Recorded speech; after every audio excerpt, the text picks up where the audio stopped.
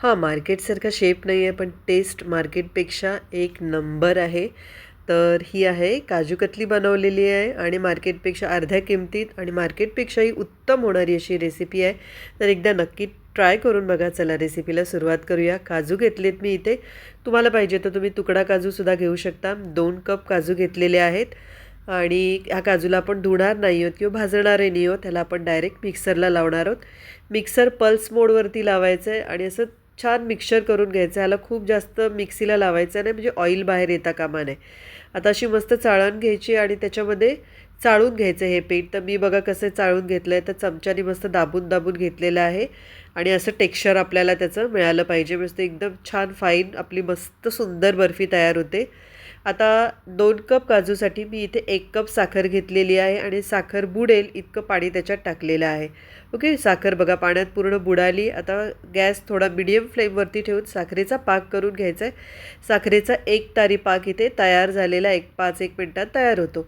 आता पुढची प्रोसेस आपल्याला पटापट करायची. यामध्ये जे आपण मिक्सर बनवलं आहे ना, मिक्सर काजूचं बनवलं आहे ते ॲड करायचं आहे पाकामध्ये आणि छान मिक्स करून घ्यायचं आहे. आता इथे तुम्ही लक्ष द्या, नाहीतर मग लगेच हे मिक्सर करपतं किंवा कढईला चिटकतं. नॉनस्टिक कढाई असेल तर घ्या. मी याच्यामध्ये अर्धा कप मिल्क पावडर टाकली आहे. मिल्क पावडरमुळे एक टेक्स्चर खूप छान येतं, स्मूथनेस येतं आणि एक अर्धा चमचा वेलची पावडर टाकून छान मिक्स करून घेतलेलं आहे. आणि हे मिक्सचर आहे ना, आपल्याला बघायचं आहे आता तयार होतं आहे की नाही. तर याच्यामध्ये मी आधी 1 चमचा तूप टाकून छान मिक्स करून घेतलं आहे. तुपाने खूप छान फ्लेवर येतो आपल्या मिठाईला आणि मार्केटपेक्षाही अतिशय उत्कृष्ट बनते ही मिठाई. ती थोड्या वेळाने कढई सोडायला लागते. तर आता हे तयार आहे की नाही कसं बघायचं, तर एक थोडंसं मिक्सर साईडला घेऊन ठेवायचं आणि बघा हे आपल्या हाताला चिटकत नाही आहे. त्याची गोळी केली ना तर मस्त गोळी तयार होते. आता इथे मी एक परात घेतली आहे, त्याच्यामध्ये प्लास्टिकला थोडंसं तूप लावून घेतलं आणि लाटण्याला पण तूप लावलं आणि हे मिक्सर काढून घ्यायचं आपण ह्या प्लास्टिकवरती आणि त्याला छान मळून घ्यायचं आहे.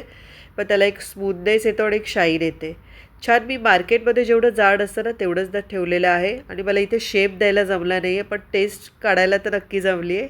एकदम टेस्टी बर्फी बनवलेली आहे बघा. तर तुम्ही ट्राय करा, तुम्हाला काजू कतलीसारखा शेप बनवता येतो का.